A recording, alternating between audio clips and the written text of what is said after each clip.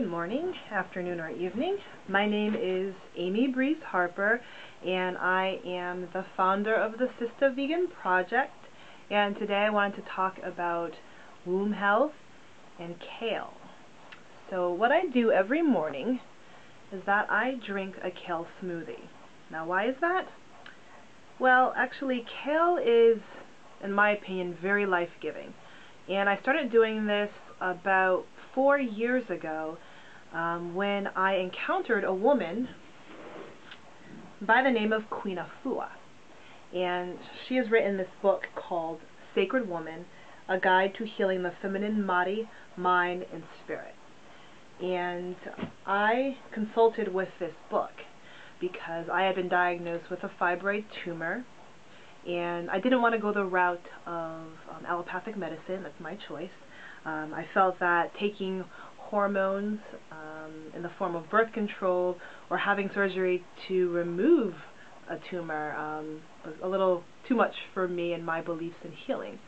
So my father and I spoke on the phone, and he said, you know, what did our people, African Americans, do before colonialism, before many of us were forced to no longer use certain healing systems or herbs because of slavery, and or the fear of using such systems meant that you were not a good Christian or that you were consorting with the devil. So my father asked me maybe I should research to see more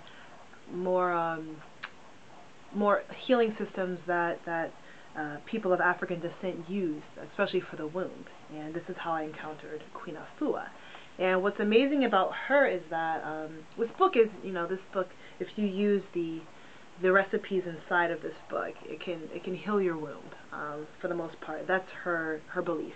And I'm not a doctor. I'm not a specialist in herbal medicine, so I can only speak from my experience. But when I used this, I actually was able to shrink the fibroid tumor that I personally had. And she actually comes from an interesting point of view on how she actually enters plant-based diets. This book basically speaks of how women of the African diaspora in America have to reclaim their womb. And she gives the history of the womb, the state of the black female womb. Just saying that, you know, it's a history of psychic and physical pain, and that so many black women suffer from fibroid tumors and other womb-related diseases in America, not necessarily just from things like environmental toxins, but also psychic pain that has never been resolved since slavery started, since Jim Crow, when the black female womb or body was constantly under attack, constantly used to create more and more black slaves. I mean, that means forced breeding, forced rape, also having your partner taken away from you, your spouse, boyfriend, girlfriend, someone that you love just taken away from you. So this is going to create lots and lots of pain that's embedded in the psyche and also gets embedded in the physical body. And she's saying that a lot of us who suffer from womb ailments like heavy menstruation, tumors, a lot of it is from us never really healing from that process. And it's still an ongoing process where many women of color, not just black women in America, but throughout the world, are constantly raped, are constantly treated as if they're just disposable. And it manifests as physical pain and ailments. So to get back to kale, I do have a purpose for this story, is that Queen Afua helps to bring veganism into the lives of black women by understanding our unique history of what the womb has meant for building this country, and what this pain has meant to our actual physical health. So she advises that, you know, we start treating our wombs in a way that is loving, and this actually means we have to start eating in a way that is not acid producing in our body, that does not create more disharmony. So she asks people to start engaging in a plant-based diet, you know, with lots of greens and things like okra and kale that are very, very alkalizing for the body and for the womb. And this is what I've been doing This is how I've shrank my fibroids. But it's also more than just, helping your womb become harmonious. If you engage in much of what Queen Afua talks about, and if you actually start looking through the book and really understanding what it means to eat certain foods that are part of corporate capitalism, that are part of a post-industrial society, and how that's actually linked to a colonizing way of viewing life, you start to realize that, wow, I can't really be fully healthy or happy if I don't start deeply reflecting on the things I consume and how it makes me feel, how it actually affects my physical health. And then for me, remember personally, the Sistah Vegan Project is about the concerns and the lived realities of African American women. So for us, there's this history, like I said, of constant abuse of our wombs. And if you're familiar with Dorothy Roberts, she's written a book about reproductive rights and health and justice for women of color. And she just also talks about the fact that there are laws put in place for women of color even after the Emancipation Proclamation, that really hurt the wombs of black women, the bodies of black women, the lives of families, the communities.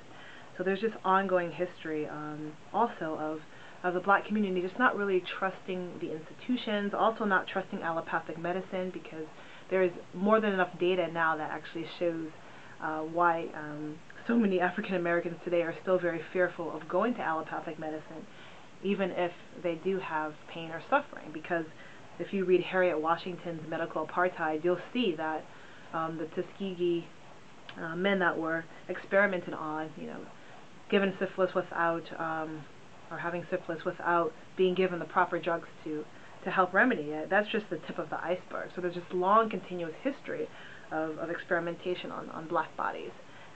So it affects many African American women today. If they do find out they have something wrong with their womb or bodies in general, many of us don't feel comfortable sometimes going to certain medical sites because of this history of not trusting doctors, because of this history of many of these institutions, these medical practices, experimenting on people of color. So it's just, it's really complex, and it's a hard history to really get into unless you start reading about it. And I believe that Queen Afua is incredibly intelligent, incredibly aware of all of this. And that's how she approaches veganism.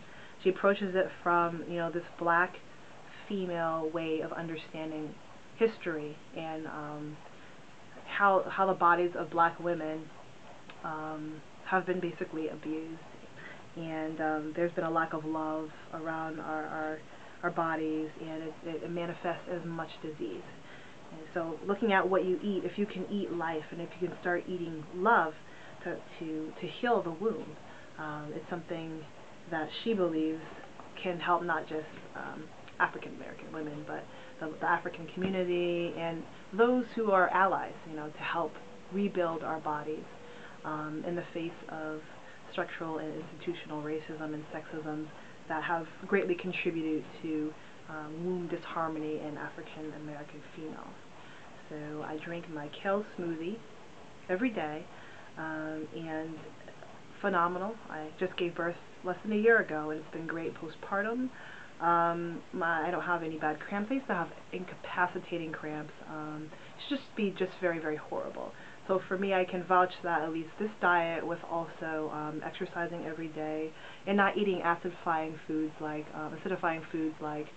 processed wheat, processed flours, processed sugar, it's just, it's really helped me become more harmonious and helped me become more focused and understanding how anti-racism activism and how being more critical of consumption is something I need to pay closer attention to understand the larger structures of inequality, larger structures of understanding why health in America in general, especially for African American women, is just so horrible. The state of our health is just so horrible. I believe it could be much better, and it's difficult to really understand this when food is not really looked at as a way to decolonize the body, as a way to integrate into one's understanding of anti-racism, anti-sexism. So, Kale Smoothie. I implore you to read Sacred Woman, Queen Afu's book, and let me know what you think. If you have any questions about what I've done, remember, this is just what has worked personally for me in my observation. Do give me an email, breezeharper@gmail.com, and I will be happy to share with you more of what I did. And in addition to that, I used her diet primarily to also help my fertility and prepare myself for a home birth, which I did rather successfully.